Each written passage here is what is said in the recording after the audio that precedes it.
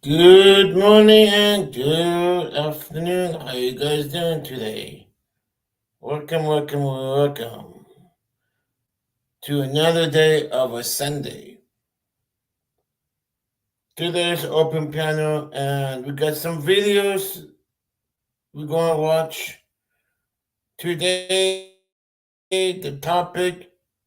first topic we're gonna have is the homeless law. I don't know how they did that or how you guys agree with me, but we're going to with more people coming in, then I'm going to start that video, and we will ask some questions.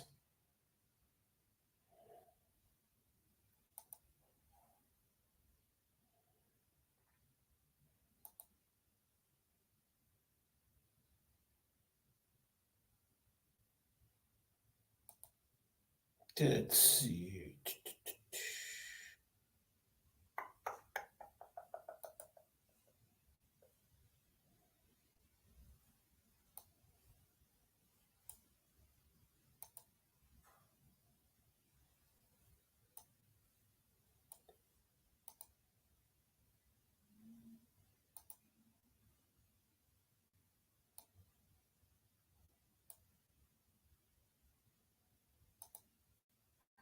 What's up, everybody? Hey, Sean. What's up? What's up?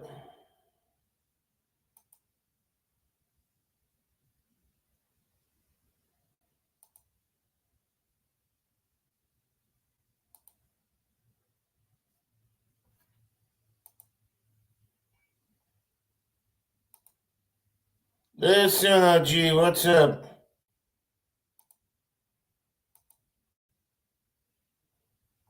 Supreme Court says it is constitutional for cities to fine people for camping in public spaces. That decision came down this morning in a ruling.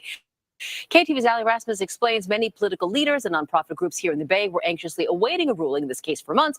Ali, you have some of their reactions.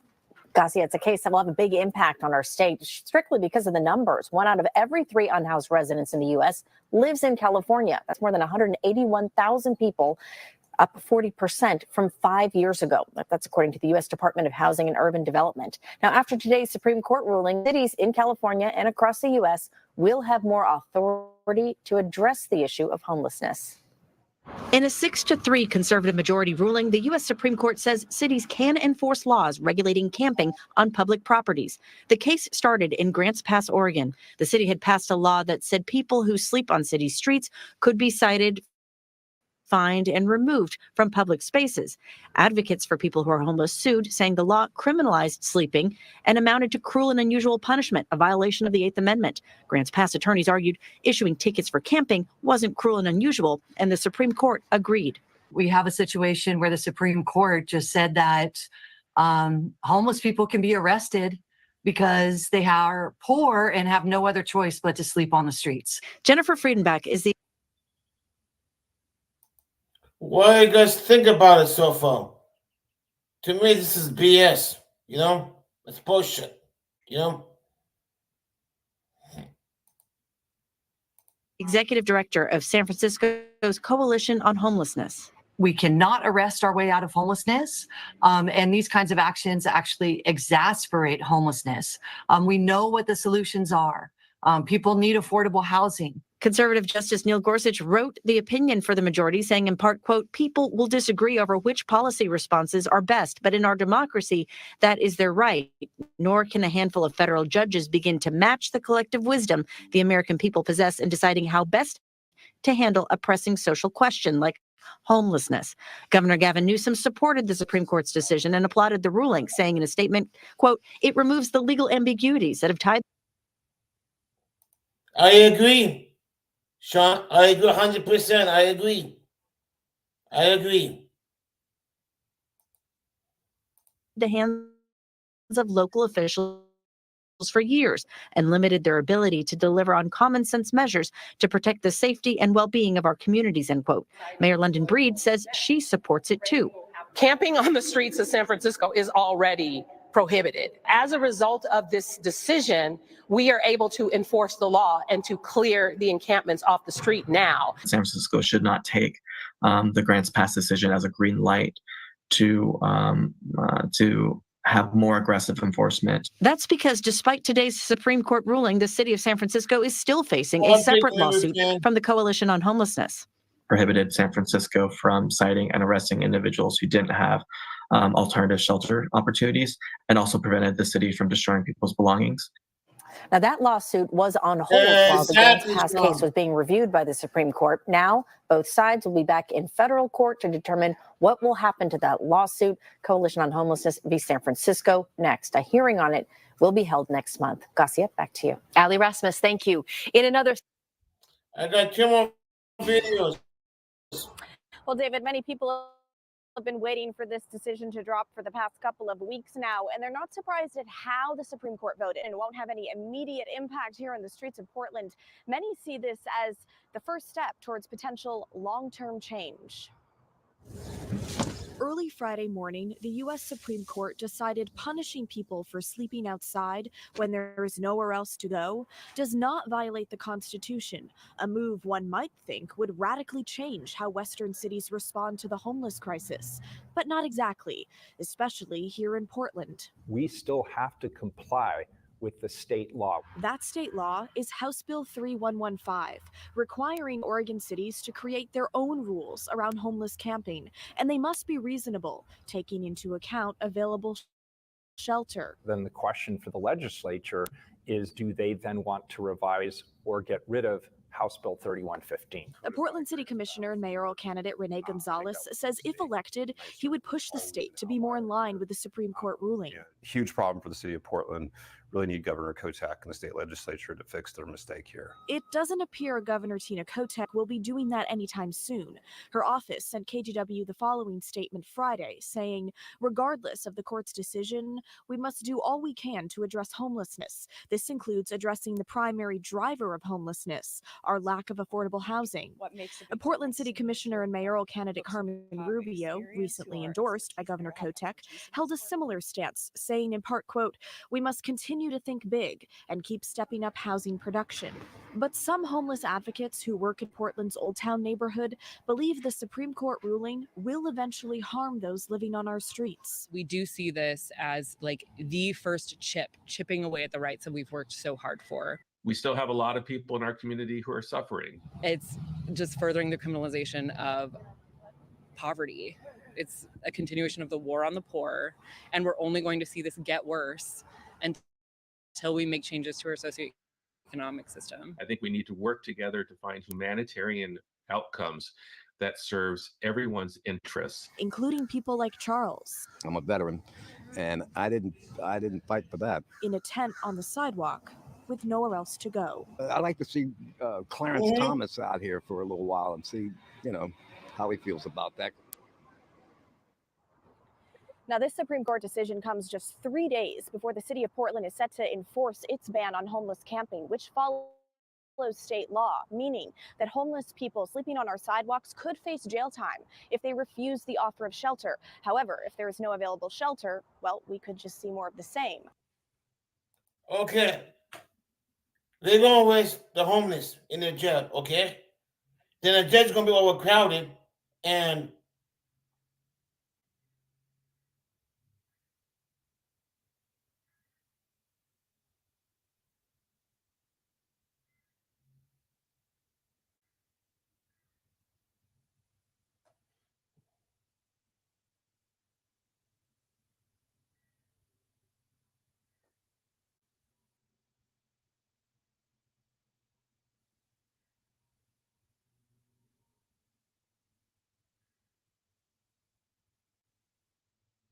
well, that's okay. It's not. If we put the homeless in jail, how are the people, like the drunk people, like the chemicals out the street? It's going to be filled up the jail. It's going to be filled up, and it's going to start all over again 10 years ago, Don't make no sense at all, It doesn't.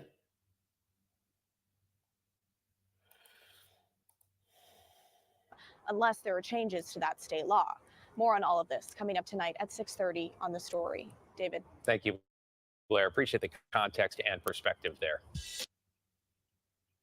Across the nation faced with big decisions. A new ruling from the Supreme Court has the potential to change the way we police unhoused populations.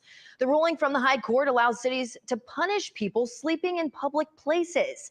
Atlanta News First reporter Brittany Ford has been following this story. And Brittany, what changes can we expect to see here in Atlanta? Well, Tori, Mayor Dickens says that the city of Atlanta will not be making any changes to its homeless policies. But as you mentioned, the Supreme Court ruling would essentially punish people sleeping in public places like you see right behind me. We spoke with local advocates who fear that there will be a domino effect on cities like Atlanta who are pushing back.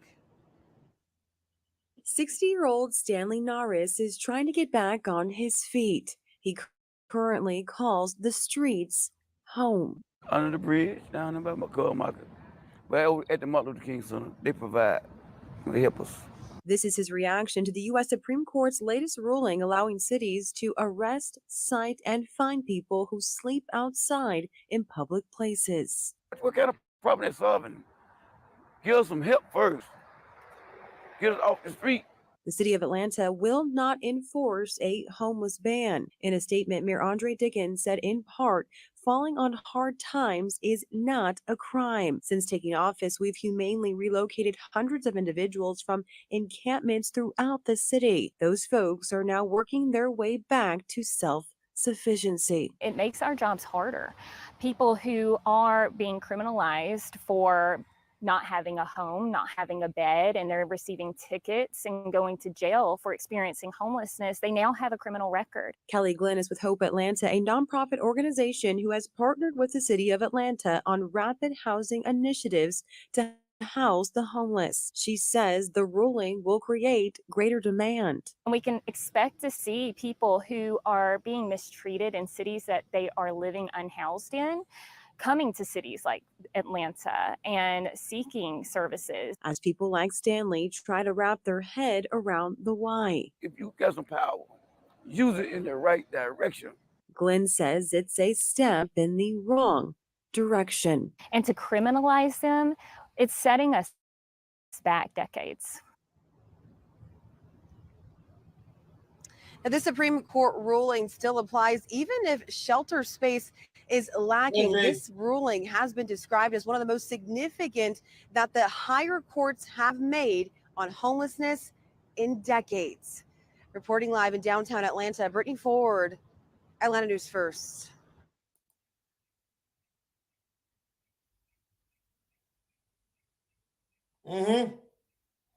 Good point, Vic. Good point.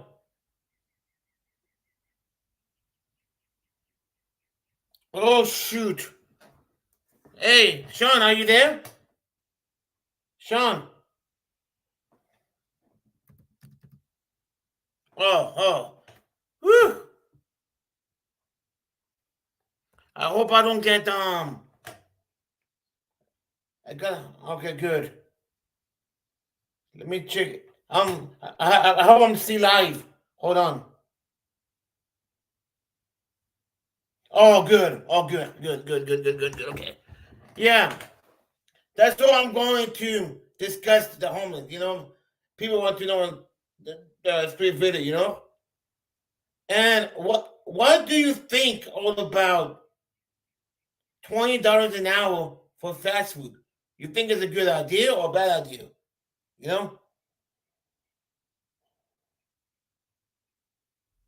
I think it's like when you make people $20 an hour, don't raise the prices of the fast food. Leave it alone. Because if you raise the price of fast food, you're hurting the people. It's like I don't know what's Hello. Brandon, what's up?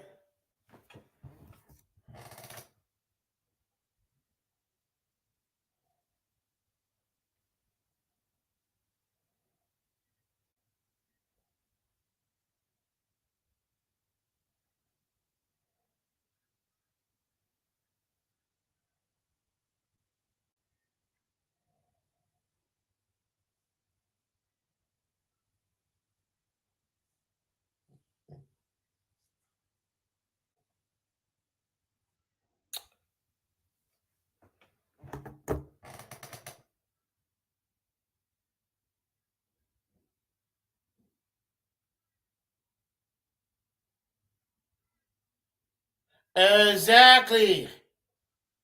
Exactly.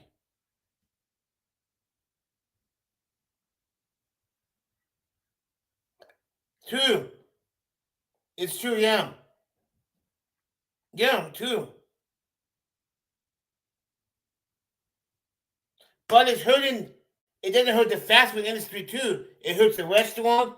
It hurts everybody. You know, the market, the food industry, everything. You know, they need to like just lower the price down. You know, lower price. You know, and raise up the misery. You know that's how you get things like this. Hello, Toya. What's up?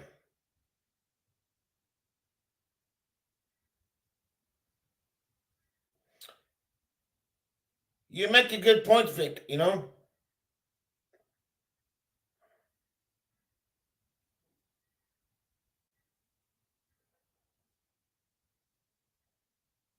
You know.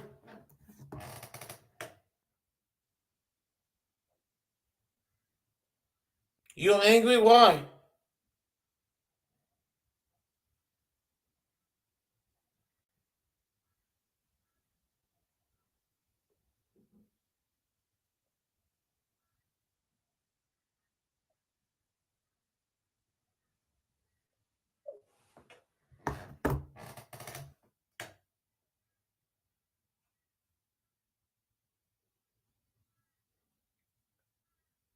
Oh, wow. Chinese food, huh? You know? Oh, don't worry. Don't worry, Lottery. Everybody called. Don't worry about it. You know?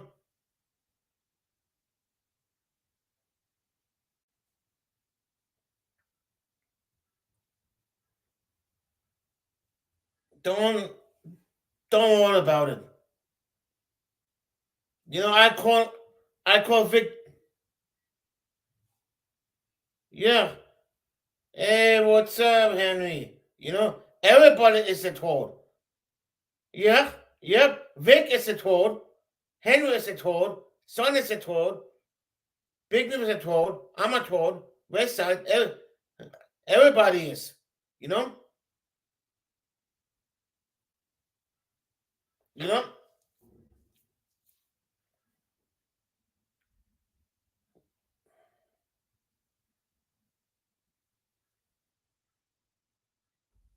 Yeah.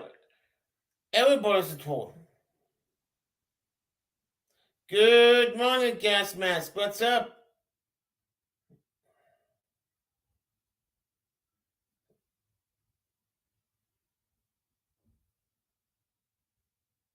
Yep. Me, I'm the biggest one.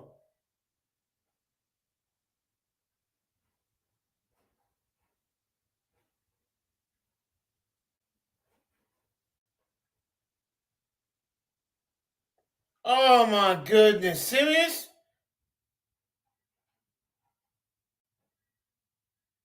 Okay. Gas.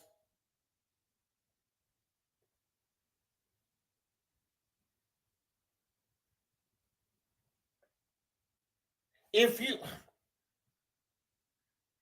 okay, you two Gas Mask. If you have nudity on your channel, Big Movie, you be had a strike. Oh my goodness. That's what people like to hurt each other, you know?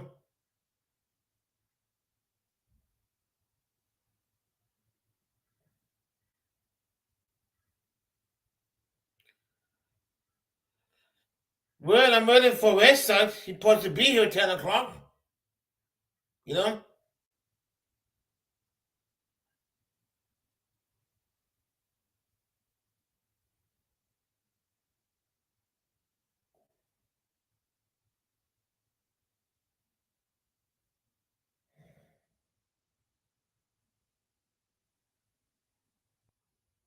Yeah, sometimes it's good sleep.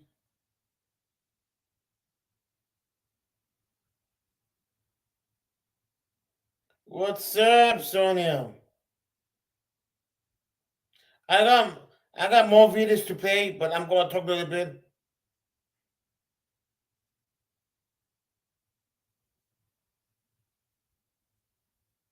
I know.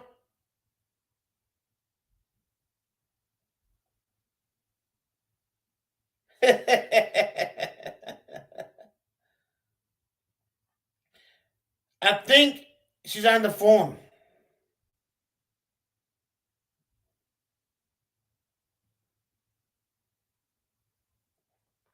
You know, big movie. They should go to your channel,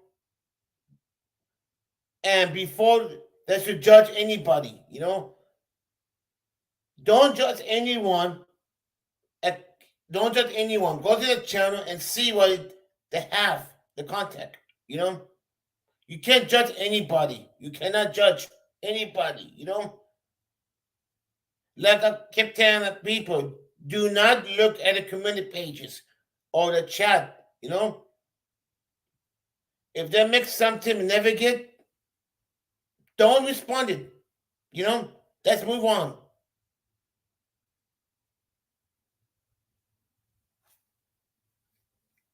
You know, that's what I really hate. You know, it goes to any place. Social media, especially, you know, it's that people post things and they don't even bother to get the evidence, you know.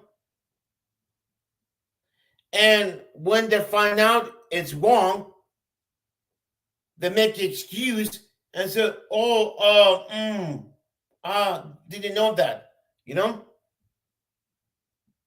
If you want to judge anybody, one, get the facts first.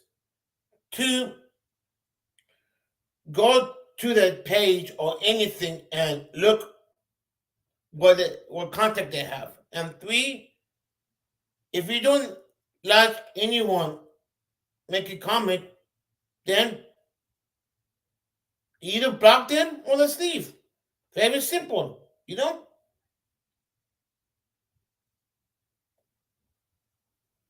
Very simple, you know?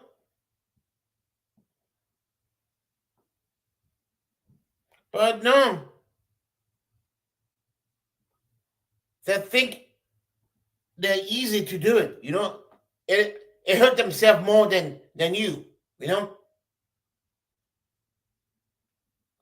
And it will happen to them, and they say, well, what happened?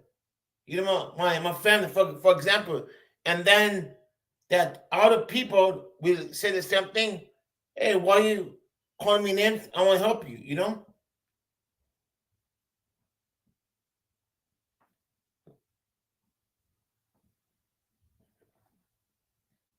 You have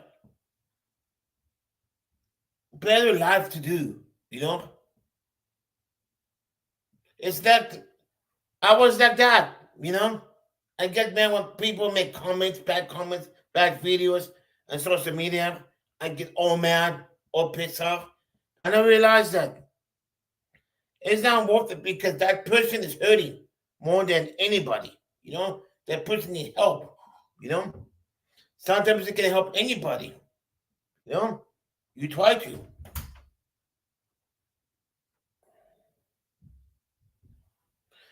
Agree? You know?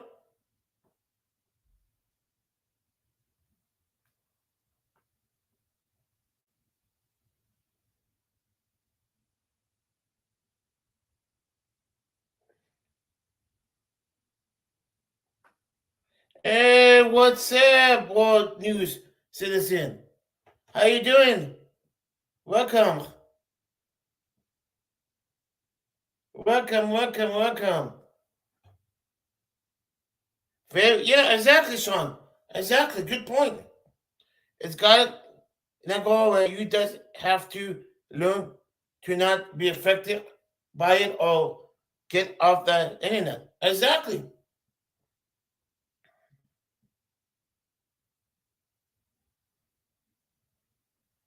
You know? Exactly. Can some Hey Sean, can you drop World Citizen News Network link, please? He's going live today at 3 o'clock in our time and 6 o'clock in their time, you know?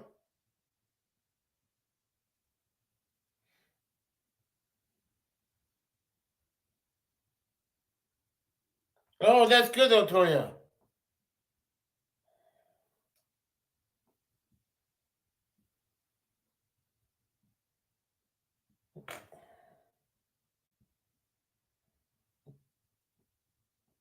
You know,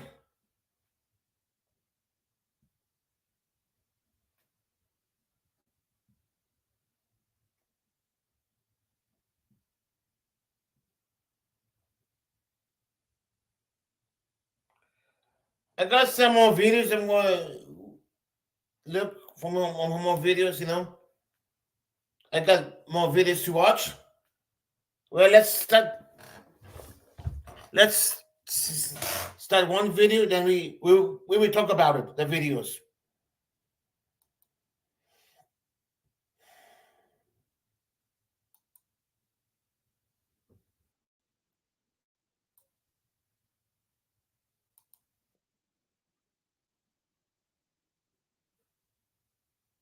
Let me go to my playlist.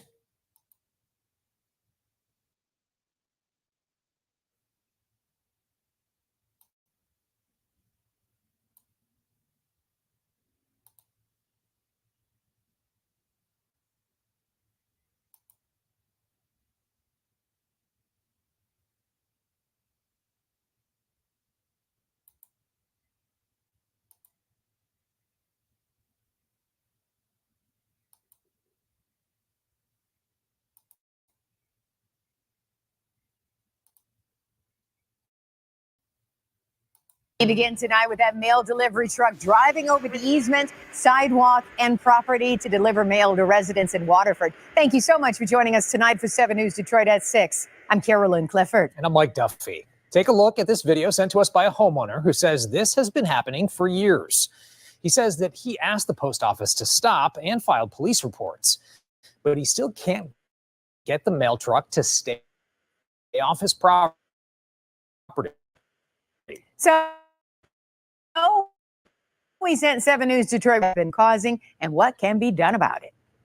Waterford homeowner Benny Hunt has placed these construction cones all along the easement in front of his property. He's also placed one right there on the edge of his property. So why is he doing? He tells me he has to do this in order to keep the mail delivery service from driving on top of his property. So I have a $500 estimate just for these repairs. Waterford homeowner Benny Hunt is fed up. I literally have the best lawn on the block. So it hurts when I see somebody drive through it. He tells me for years now, the U.S. Postal Service drivers in Waterford have been driving on the easement, the sidewalk, and on his property, just like this when delivering his mail. He says it's caused extensive damage over the years. This is a sprinkler that I water my lawn with. It was right here. They ran over 3 or 4 solar lights, destroyed them, 4 or 5 different American flags, destroyed them. When you tell them, hey, driving on my lawn right here messes up my personal property, what do they say to you? It's a safety hazard. Hunt tells me that he and his wife have complained and filed these multiple police reports, but the problem continues. So he tried moving his mailbox. So you took your mailbox from over there and you moved it towards the road, so this wouldn't be a problem? Yep. And then what happens? They say it's a safety hazard for the carrier to deliver my mail. So they're not delivering your mail there They at all? refuse to deliver my mail. Even though some neighbors have their mailboxes also on the side of the road. While we were talking, a mail delivery woman pulled up, drove past Hunt's house and onto his neighbor's easement and the sidewalk. I tried to ask her why she's doing this. Can you tell me what's going on? When she wouldn't tell me, I went to the Waterford Carrier Annex twice. They refused to talk to me. I just want to get this solved for him. I called 43 times yesterday. Not one answer. Eventually, the United States Postal Service gave me this statement. I came back to Hunt's house to tell him. And they gave me this statement. They said, the Postal Service will reach out to the customer to resolve any delivery issues. The Postal Service apologizes for the inconvenience this has caused the customer. What's your reaction to that? I still have no mail. This is what I'm dealing with. For 5 years, round and round and round we go. Call me next week if it's not resolved. Fair? Yeah. I also reached out to the Waterford Police Department to ask if this is legal. They told me that generally driving on the sidewalk or private property is not permitted. Hunt tells me that he does plan to take the United States Postal Service to court for all his damages. In Waterford, Sarah Mike. Did I heard what she's saying? The police station said it's okay for the car to drive on the sidewalk. Did I hear that right?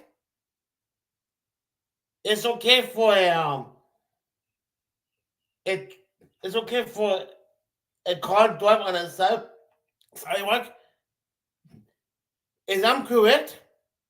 Did the police say that to her? Oh my goodness. Wow.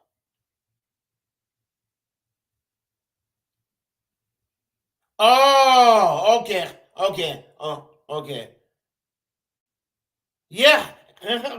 Exactly, Sean. Yes, exactly. Yeah. Let me play the clip one more time. Hold on.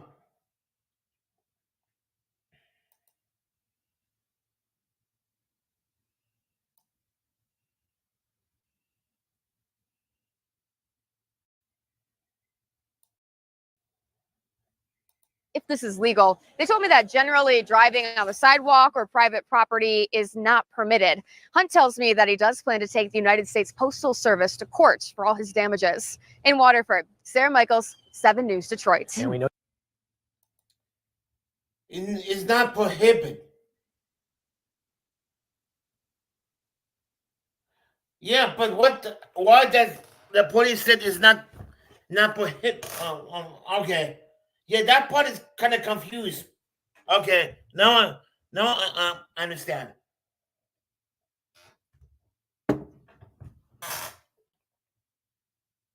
Okay.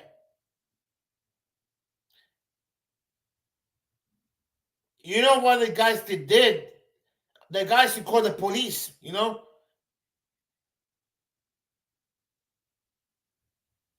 What's that, Big Chief? The guys should call the police, Sean, you know?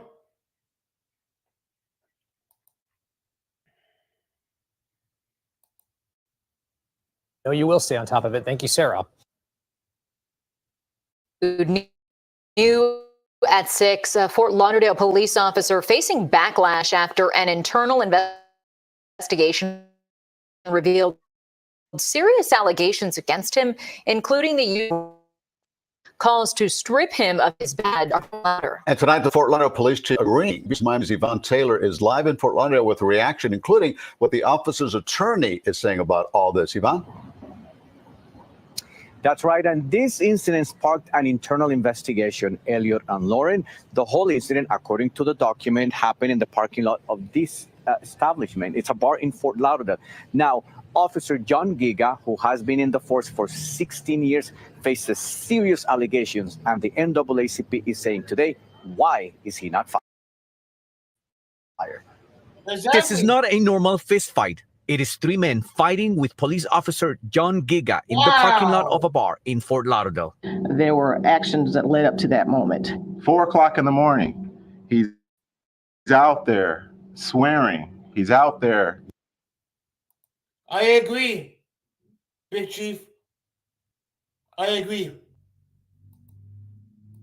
Using the N-word profusely. According to Broward public defender, the officer used racial slurs against these men before it all escalated to a fight. This was Thanksgiving last year. Friday morning, the NAACP held a news conference showing the surveillance video and officer's body cam from the incident 7 months ago. The NAACP is not anti-police.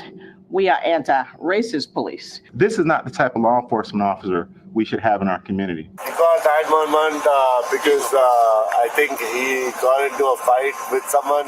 Police officers were called to the scene that early morning on November of 2023, not knowing they would find one of their own, Officer John Giga. He said he was there breaking up a fight. According to Yeah. a 385-page document Why? from Internal Affairs, Officer Giga finished his shift, parked his marked vehicle, he changed his clothes, and never turned off the vehicle. He entered the bar and apparently started drinking. And then while he's doing all that, he's having a very prolonged and protracted conversation via text message with a friend of his. He goes to her place of employment. He shows up at the bar.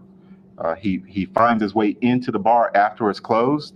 And you can see the videos being played on loop, where this young lady hears him at the door and crouches down to hide and secrete herself so she is not seen in that bar. Giga leaves the bar. Police say he was irate and apparently drunk too. He decides to jump out in the parking lot and approach 4 black males that he didn't know. You can see on the tape, they got in their cars and they were leaving, and he's following the cars and smashing Exactly. the windows, hitting the windows of the car. Officer Giga's attorney has issued a statement saying Fort Lauderdale Police John Giga was the victim of a heinous and brutal aggravated battery by multiple assailants.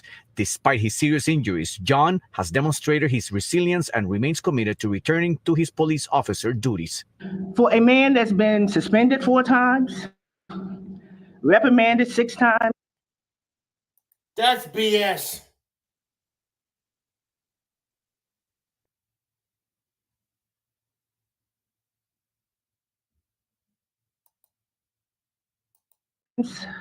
I think his time has come. This is not going to be something that's going to be swept under the rug. Internal investigation document also shows that Officer Giga stated that he is not racist because his girlfriend is black. Now, as far as him getting terminated, it is the city manager. Did I hear correctly? Okay, I will. I will.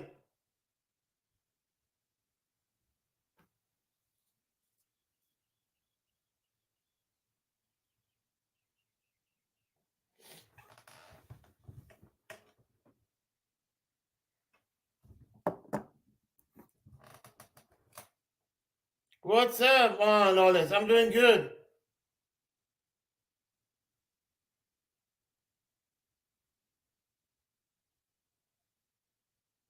Give me one minute. Let me hold on.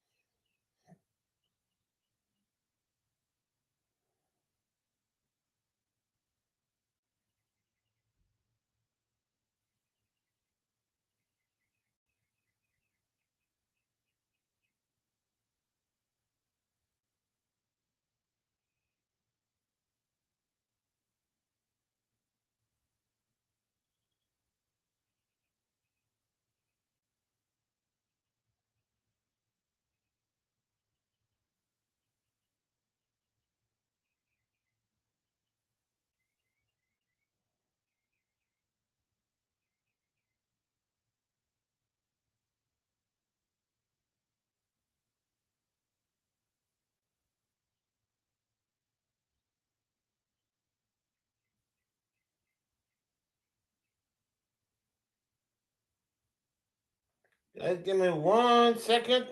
Okay.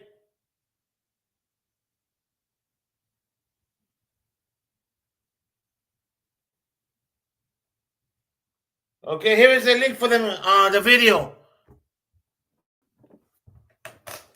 Here is the link for the video, for this video. The one who can make that decision. We are live in Fort Lauderdale. Ivan Taylor, CBS News, Miami. Current U.S. Census data shows that 111,000 Californians moved to Texas last year. Now, to put that in perspective, that's the equivalent of taking a city the size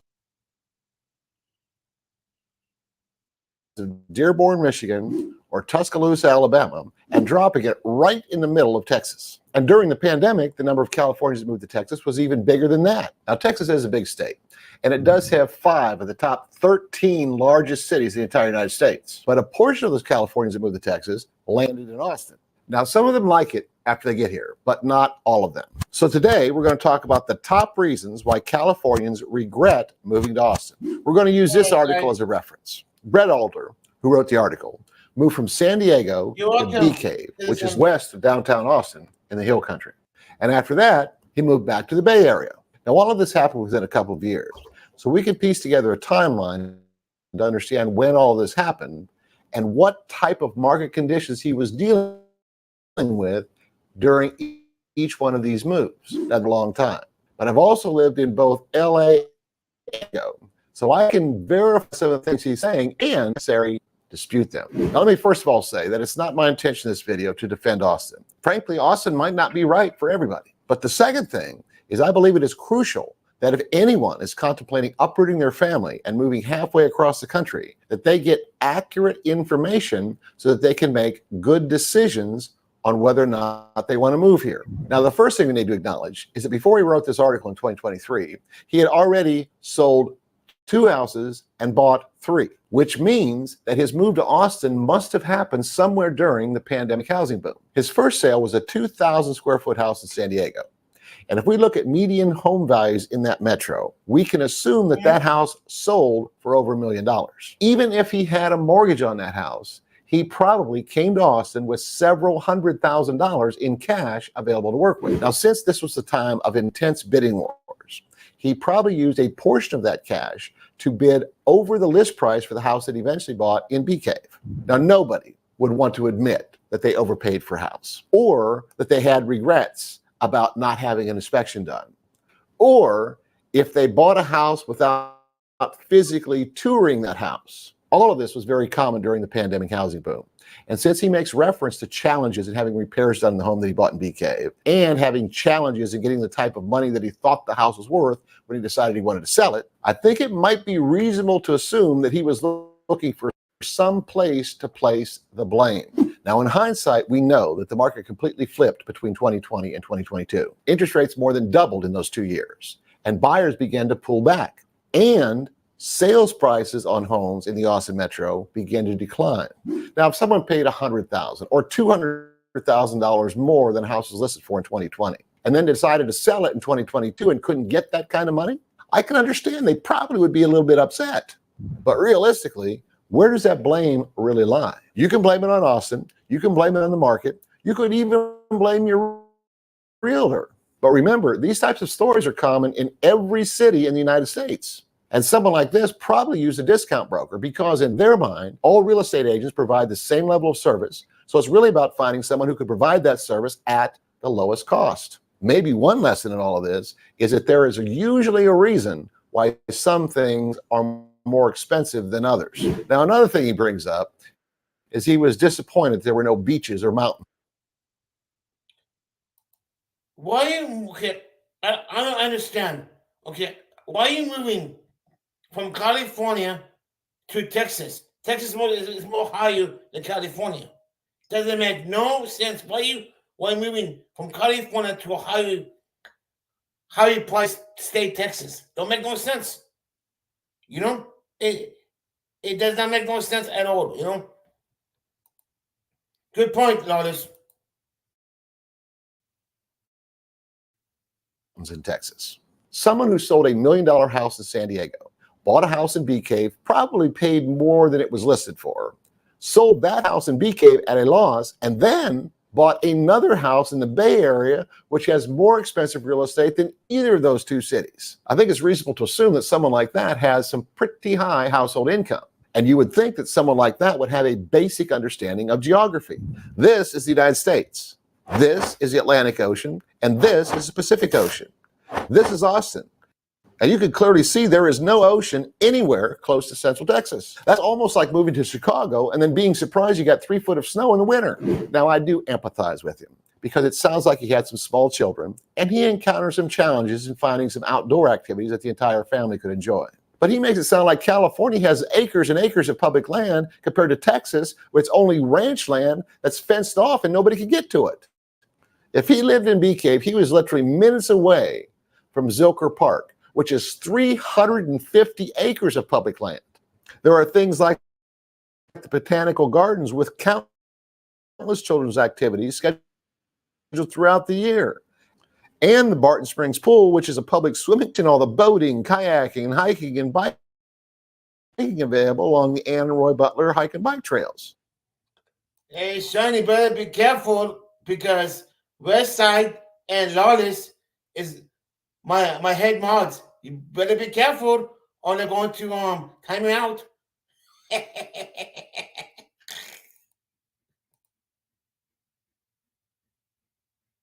Just north of Bee Cave is Lake Travis, which has boating, ziplining, and miles of trails. There is also the Hamilton. Granted, this is not the same thing as the Pacific Ocean or a ski lodge in the Rocky Mountains, but Central Texas does have a little bit more going for it than barbed wire and grazing cattle. Now, he does acknowledge that the cost of living in Austin is lower than on the West Coast, which is the primary reason he moved here in the first place. He bought a house in Bee Cave that was twice as big as the one they had in San Diego for about half the cost. He even goes on to say that the actual properties were about the same. But he complains about the cost of cooling that house in the middle of the hottest summer we've had in the last 10 years. He says in the article that if he set the temperature to where it would be comfortable for his family, his electricity bill would be $400 a month. What he doesn't say is that in his mind, it made more financial sense to move to the Bay Area, which is a cooler climate, in a smaller house with probably a lower electricity bill, but he would also have graduated state income tax. According to the tax table, if he made $200,000 a year, he would be paying the state of California $1,300 a month in addition to that lower electricity bill. Now, like I said earlier in the video, I have no problem with someone who just flat out doesn't like Austin. And frankly, everybody's entitled to their own opinion, whether that opinion is based on accurate facts, good logic, or not. I just think that if someone else reads his article, that it's probably in their best interest to read at least 10 others and then do their own independent research to figure out what's fact and what's opinion. Also, I think the biggest question someone needs to ask themselves before they move to Austin is, what are you expecting? If you think Austin is separate from Texas and doesn't share the same history and traditions, you're probably going to be disappointed. Here are just a couple of examples. In Texas, high school football is almost a religion. In Texas, there are people who know more about caring for a horse than they do about writing computer code. And also, there are people in Texas who would be perfectly happy eating breakfast tacos and barbecue every single day. Now, if you live in a high-rise condo in downtown Austin, you may not have visibility to this every single day. But all you have to do is get in your car and drive 10 miles in any direction, and you're going to realize that you are in Texas. If you think you're going to come to Texas and change everything, let me tell you the story behind the battle flag for the Texas Revolution. The Texans had a cannon that originally belonged to the Mexicans, and Mexico wanted it back. So the Texans told them, all you have to do is come and take it. And of course, that didn't work out quite like the Mexicans thought it would. If you think about moving to Austin, I'm here to help in any way I can. And you might like this video because it's going to show you some of the housing options available along the Red Line Transit Rail.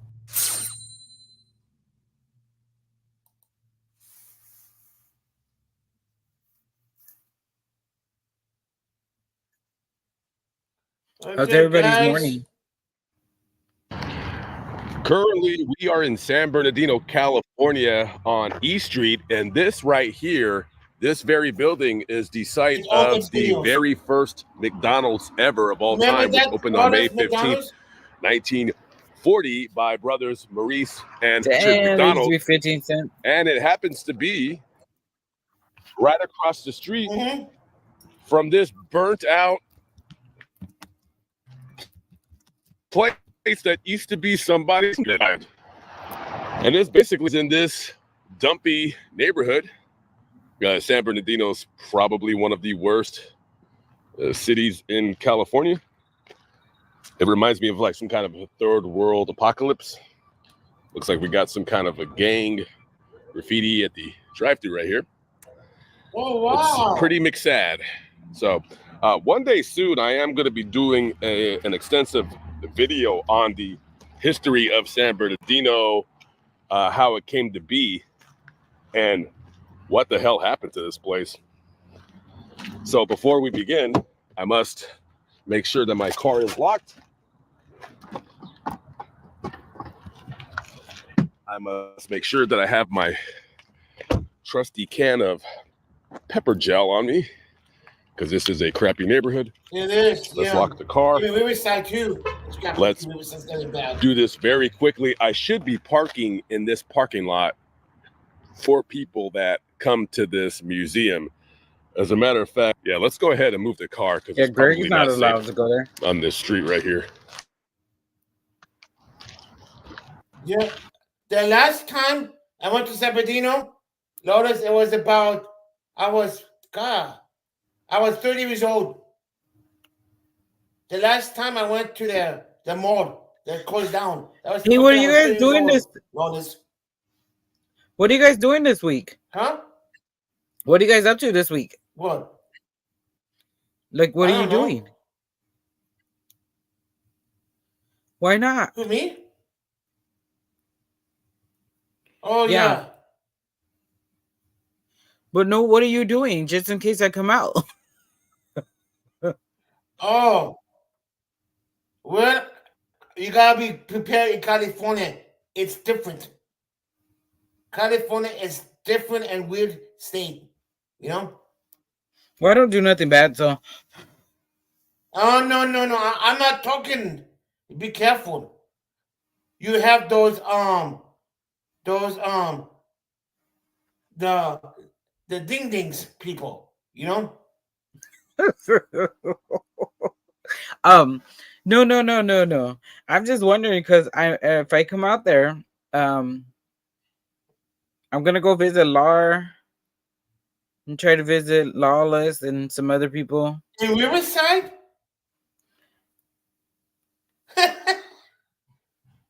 What's up, Ajot? Yeah, Jack. Yeah, because I gotta get to Texas too, but I'm supposed to be going to Cali. I'm hoping to go to Cali if I can You've get been out there. saying that for months, for years. Well, since yeah, I know. well, I finally get an opportunity. I have a whole freaking week off. Actually, I have almost 2 weeks off. Go to California, it's much closer, you know? That'd be good. Well, I mean, I gotta go to Me, Texas Lotus? to take care of the house, but Cali, yeah, dinner's on me. Oh, wow. Oh, good. I put the Yeah, tip. Gregory, you gotta go, Gregory, so you can get dinner. See, Yeah. Lala, I sure hope you got $1 million because dinner's gonna be expensive. Because I want steak. You know what freaking Lloyd's going to do to me? No, I want He's gonna tacos. leave me in San Bernardino, you know? He's going to leave my ass in San Bernardino. I know him. Where's Wade? Watts. Oh. What's up, Big Chief? Are you sure? Are you sure you want to go to Watts? Oh, my God. What's up, Aja? Maria's gonna pick me up. Okay, let's Then we're finish gonna go that visit video, everybody. McDonald's. Okay, that's a little bit better. Yeah, let's finish Now we're McDonald's. behind the gate. So we're gonna take a quick just look on the outside. Now I'm sure you guys can watch a more in-depth video about the first McDonald's in the history. This isn't really my content. I don't really got time to show a bunch of stuff and talk about it. I'm doing the crime thing and the cemetery thing, but we got some. Looks like we got some old coin operated one, you know, those things that you used to see outside of the store when you were kids right here. Those little rides you put the quarter in and it goes up and down. Does anybody remember that? Oh, okay, this is cool. I remember this. Yeah, that would be in the McDonald's play area. That's I never went in the play area. Oh, I don't think. Oh, this is Sean Ludu. This is Sean paying that's Sean Ludu and that's Maria, boyfriend. The hamburger's Maria's boyfriend. And then yeah, you would climb up into the thing and like you would pretend you're in jail, like the Hamburglar jail. Is that what that was about or something? That's kind of cool, bringing back the old childhood memories. We got some characters, Looney Tune characters characters. I don't know what they got to do with McDonald's. I guess they're just That's Sean. here for That's West Side. whatever reason. That's AJ. We got some more coin-operated Look, there's kiddie Gregory. rides. We got the little What's up, Jens? hamburger How you doing, my friend? sand thing. Okay. This is kind of cool. We got a replica of the Mystery Machine. All right. Does that thing run? Is it for sale? All right. That's pretty cool. That's a Chevy. What is this? Oh, I don't mind having E100 this. I don't mind or buying something? this. All right. That's pretty cool. Okay. So we're going to That's walk Maria. in here. I don't know if That's they let you Maria. film in the That's museum like or a not. I little know this is a museum, huh? museum. I don't know if they're open, but let's take a look I've inside. never been there. Look, there's Gregory, the If we little yellow can. thing. Let's That's see Gregory what right kind there, of the yellow interesting stuff thing they right there, have. look. We got another jail, another hamburger jail. This one's in way better shape than the other one. There you go. All right, cool. All right, well, this is free admission. Cameras, yes. Okay, let's go inside. Okay, so basically, this is just a museum of old McDonald's stuff. A lot of this stuff is donated from people. It's owned by Juan Pollo. It's a rotisserie chicken company. So it really has nothing to do with McDonald's in terms of ownership. This is just a museum of old McDonald's memorabilia. So you got a lot of like toys. Remember the toys you would have in the Happy Meals right here. Mom, can you drop links? This was when toys were cool. When you would What's up, get the Happy Meal and Mario? they actually had cool toys. Now when I see the Mystic toys, they look really stupid. They're absolutely terrible. See, look, before I remember that. You would get Legos in your Happy remember Meals. all You ain't those gonna get that toys. anymore. You get You're those right, I cars. wasn't even old enough. See, they don't have these cool toys anymore. You got old drink cups right there. Original grill scraper. Okay, that's pretty interesting. Oh, look at those French fry bags. Oh, yeah, and the this original. shirt was worn in the movie. I guess the McDonald's No movie. shit, Yeah. really? The original Batman. What was his name? Michael Keaton. So they do allow recording, so I should be good. But basically, Don't more forget to stuff, read more Galveston Island, McDonald's Galveston Island employees, Transparency while you're those visiting awesome AJOT. toys. Yep. I need to go visit AJOT Not too. anymore. Now you just get a square I piece of heard plastic and Texas they call has it a good toy food. now in your bags. Where? I want one I of heard those big Texas have good steaks from food. Texas. This is kind of cool. Yeah.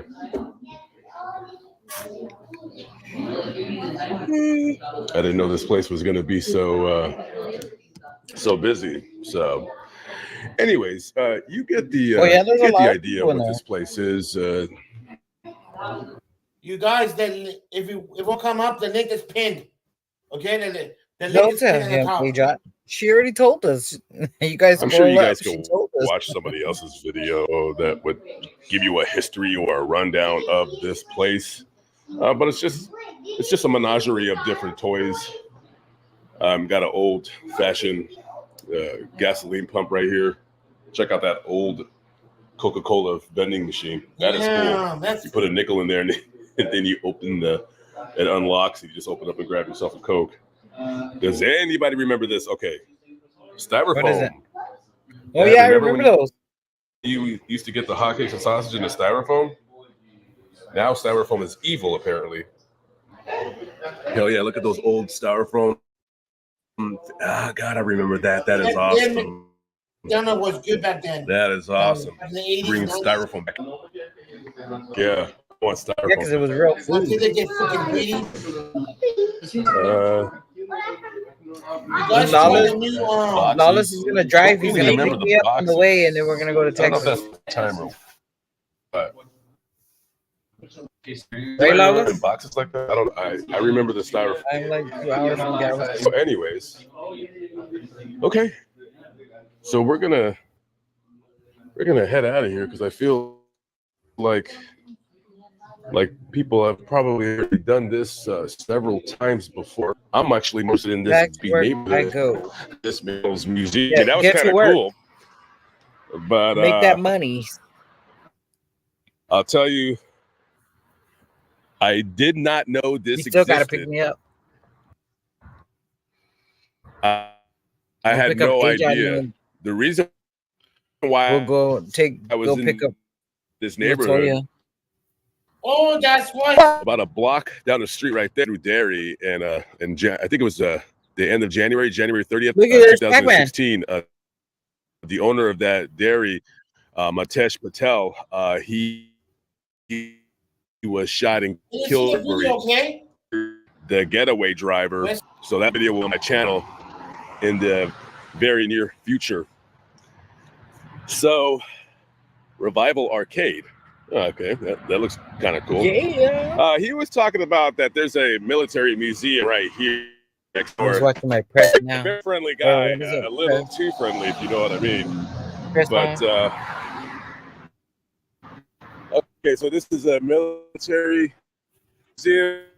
Press Right, on. on the Unleashed. now, so I don't know. I gotta get going. All right, guys, the very first Military McDonald's museum. ever. Quick little video. I'm much more interested in this neighborhood. It's kind of weird because on this side of the neighborhood, the houses are dumpy, but on this side, the houses actually look pretty decent. All right, guys, I gotta get out of here. I gotta hit the road. I'll catch up with you on the next one. Peace out. You gotta tell me what happened. Well, we know. You're encroaching something that might be a volatile situation, and I don't want But you it's to not you want me to somewhere. run away. You just told me you're worried about your own safety. You don't want me to worry about yours. No, I say it's not your job. Don't put words in my mouth. You Your suck at it. safety- Do it. Yeah. You know that voice anywhere. Oh, hell no. I've got one that can see. What the hell is he doing? Oh, yeah, I watched this one. This is a good one. Yes. This is my Wait, go back second day to back that's in Joe Chicago, Cool and it looked or that's nothing DJ, has ain't it? changed. Yeah. By the way, this is what my commute to work looked like a week ago back in Colorado, and now it's 180 degrees. Oh no, that's still Joe Cool. Something has changed though. Almost 1,000 new cops have been hired. And I like guess Joe whose job Cool. it is I to went cop train. watching with him too. Yeah, me too. You did? Like everybody's going around. Or you mean you like him? A couple running. You gotta tell me what happened. Well, we know. You should invite Joe What's Cool the and do call? an interview on him. Oh, No, that, yeah.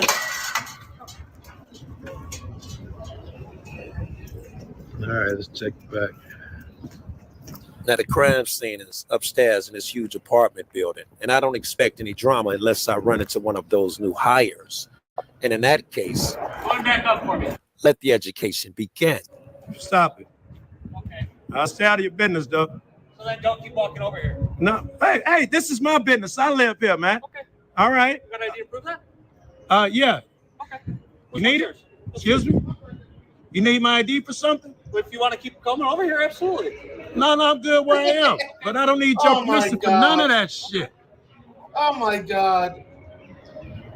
I want to ask you, that's what happened. What's your name and badge number, officer? Bird, 8462. Be nice, Bird. I'm being nice, but I gave you a law order. I have to keep coming this way. No, what's lawful about it?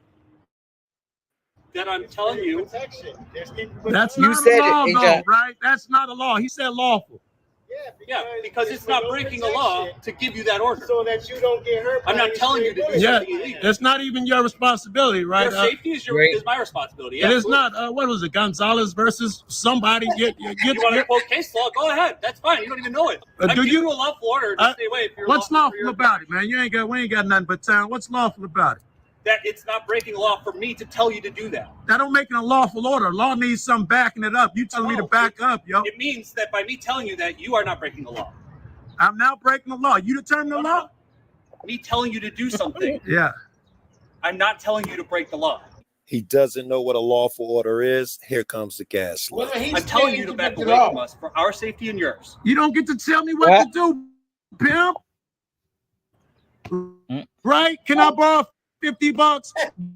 Give me $50. Shit, you need $50? So do I. Yo, I don't get to tell you shit. You don't get to tell me shit. I mean, I do because I'm the police. I have to. worry about your Nonsense. You safety. need a law. You're encroaching something that might be a volatile situation, and I don't want you to be a part of it. I got you, but is there a law So at the if end of somebody that starts shooting, sentence you want me to run somewhere? away from you? Somebody starts blasting, you want me to run away and let you? No, I'll help you, pimp. That's You're what gonna I do help when me? you're How not you help me? around You got a gun on anyway.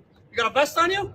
I need a vest? You don't know how to help your fellow man without all that bullshit on you? You just told me to leave you alone. You just told me you're worried about your own safety. You don't want me to worry about yours. No, I say it's not your job. Don't put words in my mouth. You Your suck at safety it. is my job. It's not, pimp. If this dude come out shooting, He gonna run on his own. I'm gonna leave you then. If you don't want me to worry about your safety. No, I'm good, If pimp. you I stay gotta there, go. if you're good, Kim, then Why don't you tell me what happened? Be helpful. I don't know what happened. I know. Stop it. You gotta call over the radio. 18 of you cats ran over here. They like casually. Nobody else. Oh, I saw guys come out the top. all right, we got our guys. We're done. All right. What's going on, You have a good man? day, pimp. You as well, pimp. Have fun worrying about your own safety. Blow me, man. Be respectful next time. Be fucking kind. That's the guy swearing at me. Yeah, nigga. Oh, and throwing that up Yep, there? That's Joe You don't like that Oh, my shit? goodness. You already know. Wait for that laugh. Fucking nice. Oh my God. Wait for his laugh. I love his laugh. Lawless thinks he's the only Not one with a bad, great man. I don't laugh. mean that No, Lawless Joe shit, Cool has a bro. great laugh. Everybody's too. stressed out, sir. It's okay. Sometimes I do These as are I'm all told, great. but you get paid for that shit because it's called a job. Including Otherwise, Lawless. I do as I please.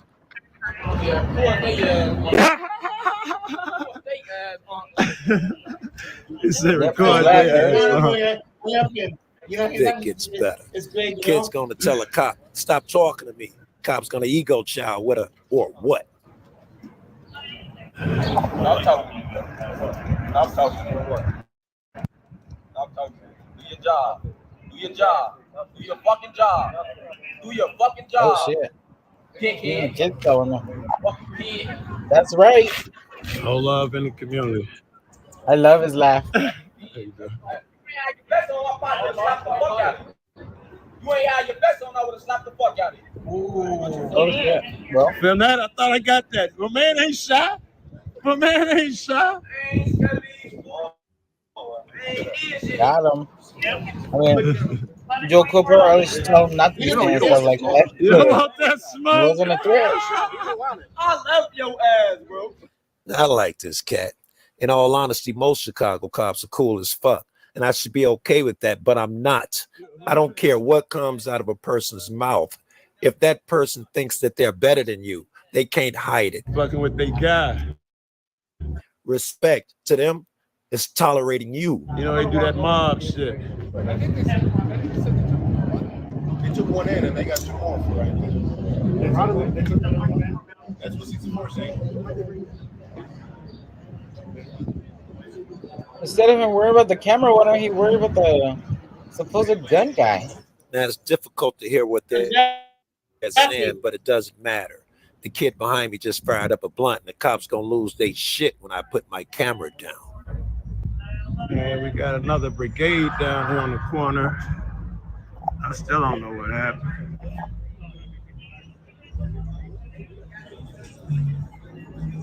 That's Chicago, isn't it? Yeah. Like they're breaking up. No, that's Colorado, ain't it? I don't know what the title say. Oh, Colorado. You gotta read the title. I don't know. Guys, what happened here? Okay, we'll read the title afterwards. It's my playlist. Come on, you got to call over the radio. Be you know, I don't know. Be truthful at least.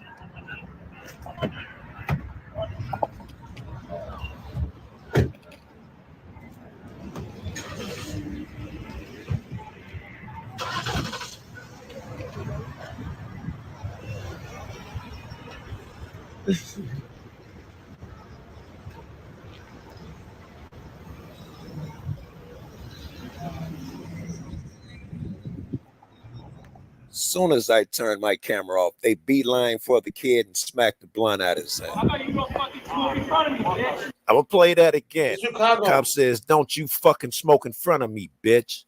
You don't fucking smoke in front of me, bitch. Do it. Do it, big dog. I fucking dare you. I fucking dare you. Hey! Ooh! Got that on camera. Wow! Look at that. Let's go. Oh, shit. Serious? What about me again? Do it, bitch. I fucking dare you. I fucking dare you. Ooh! You see that? Good Yeah, thing push the shit out of him. Good thing he didn't break his leg. You see? Oh my God! Right. Damn! Or bust his head open on the sidewalk. Yeah. Luckily, he fell out on the grass. You know. Luckily, you know. Hey! Ooh! Let's go. Let's go. Damn! Boy, you a bitch. Talk about me again. Hey, don't smoke weed. Talk about me again. That Hey, camera can I should get never you two went off. names and Those badge cops that numbers? was in there, that camera should What is never me? went off. Bitch, too. Enter. Thank you. What about you? 11437. You a real bitch. 11437. You a real bitch. You ain't had your vest on now. Beat your Get away from the beat your You ain't had your vest on now. Beat your You ain't had your vest on now. Beat your nigga. You ain't had your vest on now. Beat your Yo, bitch ass. That was shitty, shot. Bitch ass. Then he almost ran him over. Fuck all y'all mama. You know why he didn't arrest him? You know why? Because Fucking pricks, Booker yo, was they killing him. was pushing That's Shawty, why. yo. You know, if it wasn't, if Doctor wasn't here, it would be there a different option. You know? Bitch ass.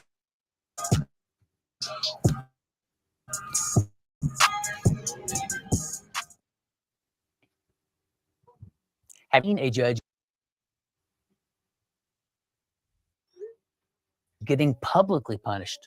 Roll the clip. Judge Bailey, you are here before the court today because of misconduct in your official role as a judge. By your conduct, Judge Bailey, you have injured the public's trust and confidence in our state courts. This judge was punished for 3 things that he did during just one afternoon during a criminal jury trial. Judge Bailey, now former Judge Bailey, after getting voted out of office following his punishment, was presiding over a criminal jury trial in Florida. During the proceeding, while the jury was in the courtroom, the attorneys approached the bench for a sidebar to discuss an objection.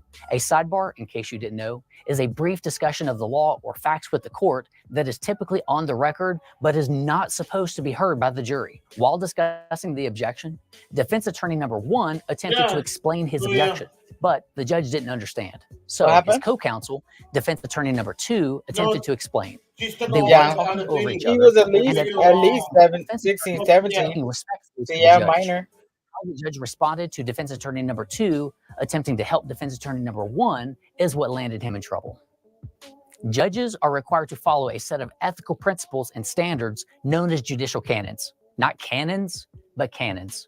These canons are established to ensure the integrity, impartiality, and fairness of the judiciary system. They provide guidelines for judges to maintain public trust and confidence in the judicial system. Violations of these judicial canons will get a judge punished.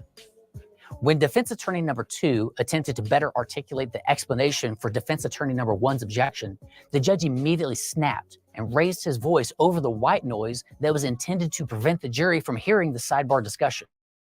The judge angrily said, "Only one lawyer argues. 2 lawyers can't argue one argument." As defense attorney number 2 attempted to tell the judge that he meant no disrespect, the judge then summoned the deputy in the courtroom and ordered him to return the lawyer to his seat. Defense attorney number 2 immediately went back to the counsel table as the deputy was walking towards him. Florida Judicial Canon 3B4 says a judge shall be patient, dignified, and courteous to litigants, jurors, witnesses, lawyers, and others with whom the judge deals with in an official capacity. When the judge lost his temper with the defense attorneys, snapped at them during the sidebar, and then illegally ordered the deputy to use unlawful physical force, the judge violated this judicial canon. But wait, it gets worse. Judges are required, within reason, to allow attorneys and parties to be heard according to law. The judge's unlawful threat of physical force by ordering the deputy to return the defense attorney to his seat didn't just call into question the judge's impartiality, but also unlawfully deprived the defendant of the right to be heard according to law. The U.S. Constitution and basic human decency requires due process. Anything less is just a kangaroo court. Procedural due process requires notice, the right to be heard, and an impartial decision maker. Florida Judicial Canon 7B says a judge shall accord to every person who has a legal interest in the proceeding or that person's lawyer the right to be heard according to law. When the judge deprived the defendant through her counsel of the right to be heard, he also deprived her of the right to due process. Oh, but this judge wasn't done yet. You must realize this interaction during the sidebar probably happened quickly, as in over the course of a minute or so after what could have been hours worth of testimony. Defense attorney number 1 immediately realized the impact of the judge's comments in front of the jury. He asked the judge for a recess so that he could draft a motion to disqualify the judge because the judge's impartiality in the proceeding was now obviously tainted. The judge only gave him 45 minutes to research, draft, and file the motion. The judge then, after denying the motion to disqualify, said that he could still be fair to the parties. Isn't that typical? We've investigated ourselves and found no wrongdoing. After improperly denying the motion to disqualify, the judge said the motion was simply a trial tactic. Florida Judicial Canon 3B1 says a judge shall hear and decide matters assigned to the judge except those in which disqualification is required. And Florida Judicial Canon 2A says a judge shall respect and comply with the law and shall act at all times in a manner that promotes public confidence in the integrity and impartiality of the judiciary. The judge later admitted that he disregarded the applicable rule of law and didn't consider the motion from the defendant's perspective. Let's listen. Disqualify you. You improperly denied the motion because you said you believed it was a trial tactic. In disregard of the applicable rule of law, you did not consider the motion from the defendant's perspective when considering whether to grant or deny it.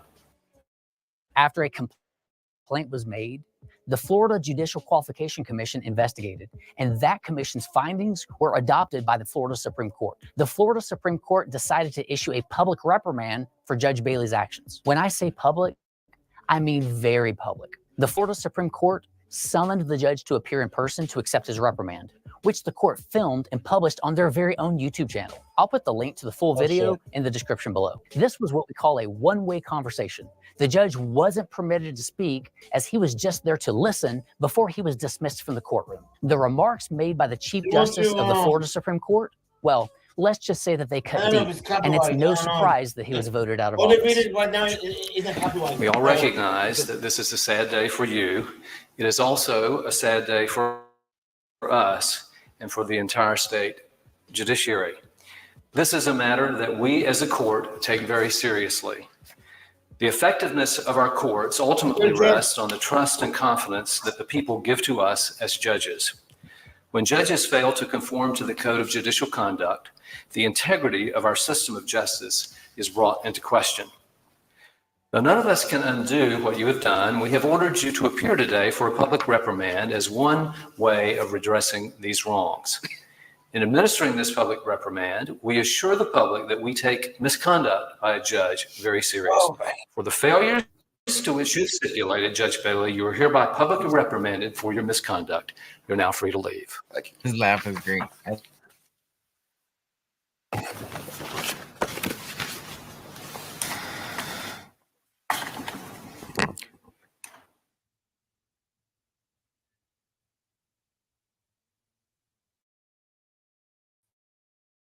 Street takeover in downtown LA turns into an inferno after things get out of hand. KCAL News reporter Lauren Poe. You don't have to go far to see the damage from this takeover. Right behind me right away, the first thing you notice is just the tire marks from the cars doing donuts on the intersection here. And then at another part of it, you can see the asphalt just charred, and look at all that glass. This wild video looks like a scene out of a movie, but it's not. It's a street takeover that turned into an inferno in downtown Los Angeles. LAPD says it happened at the intersection of 18th and Main just before 3 Saturday morning. Over 50 cars converged near the freeway underpass, and police say at least 2 were intentionally set on fire. Explosions heard as the cars burned to the ground. Traffic backed up around the corner with drivers trying to dodge the flames. Councilmember Kevin DeLeon says this happening in his district is unacceptable. So it angers me because it puts other people in danger. Just a few weeks ago, at another downtown takeover, gunshots were fired. Police found shell casings but made no arrests. There is a task force made up of LA County Sheriff's deputies, California Highway Patrol, and Los Angeles Police Department officers dedicated to finding and stopping takeovers. De Leon says on July 1st, more funds will be allocated to that force. We actually have reduced the number of street takeovers in LA, but in particular in downtown Los Angeles. But nonetheless, it has not completely, come to a halt. But Damian Kevitt with Streets Are For Everyone thinks another approach could work. More holistically, not necessarily just from a enforcement perspective, which is a tool, but also how do we provide areas where this can be done legally? How do we do education? Police say when they got to the scene of this most recent takeover, the crowd scattered. No arrests were made, and despite the massive fire, no one got hurt. Right. Listen, if you want to go race, you want to be a speed racer, go to a racetrack and go as fast as you want, go race, your heart out. I know they're not going to listen to that, but listen, that's why we're going to beef up, with resources, at least in downtown LA, to make sure we can put a huge dent on those cars. Earlier this year, City Council passed a pilot program to push back on all these illegal takeovers by selecting different intersections throughout the city and doing things like putting raised pavement markers and hardened center lines to try to deter this behavior. But unfortunately, this intersection wasn't on the list. Reporting in downtown Los Angeles, Lauren Posen, KCAL News. Greetings, everyone. This is Jeff with Honor Your Civil Rights Investigations. Video. It's Honor Your Oath. Today is Honor Your Oath. That video is kind of disturbing. Wednesday, June 26th, I believe. Yeah. And I am here in front of the Jacksonville, North Carolina City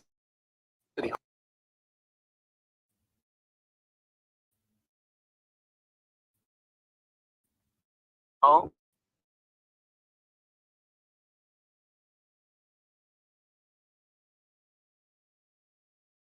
The city mayor, the city management, the city employees, and anybody who would take a part in passing unconstitutional laws prohibiting free speech. Because like I've said before, when you hear people talking about banning panhandling or outlawing panhandling, what they're talking about is outlawing or banning free speech.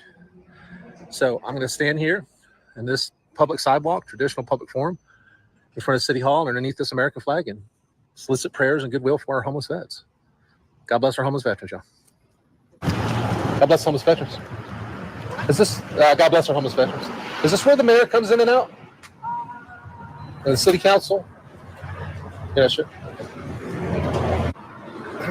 Morning. God bless homeless veterans.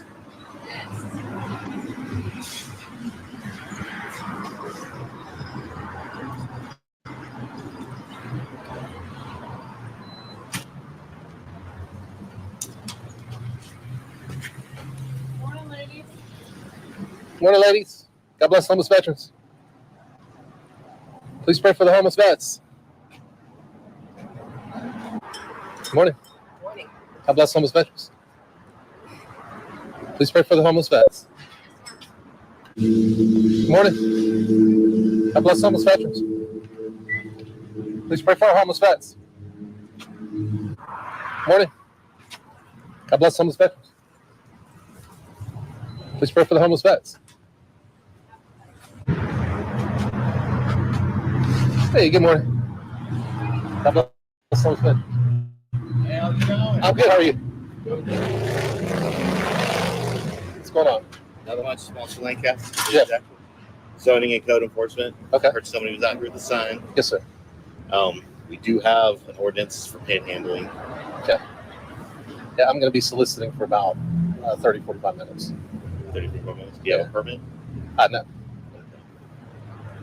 No. No, I do not. When it comes to city property, I'm not sure how that one is. Okay. I know out there in the city, they require permits for panhandling and stuff, but since you're on city property, it's a public place. I'm not 100% sure how that works. Okay. Yeah, I'm just gonna be here about 45 minutes or so. Okay. By the time I find the answer, you probably be on anyways. Might be. All right. Take care. You too, man. God bless some of the veterans. Thank you.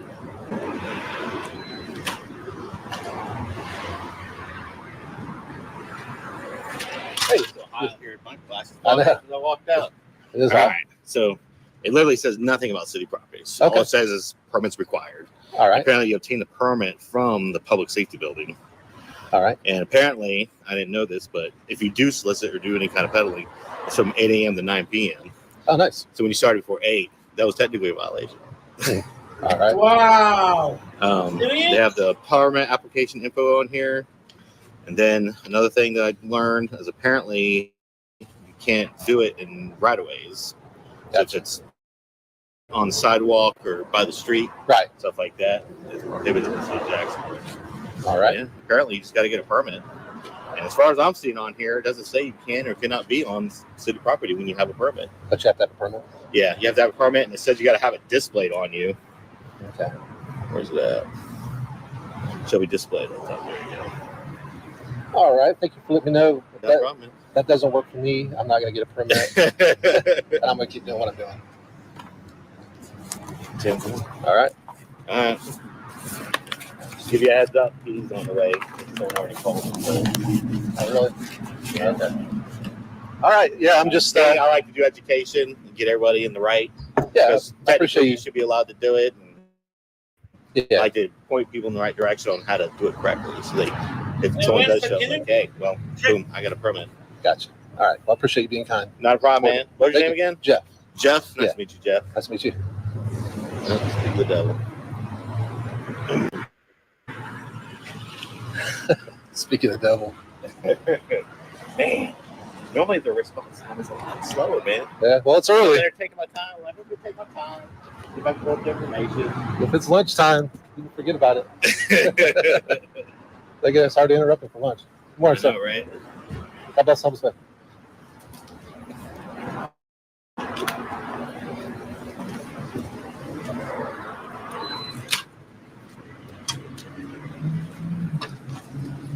Morning.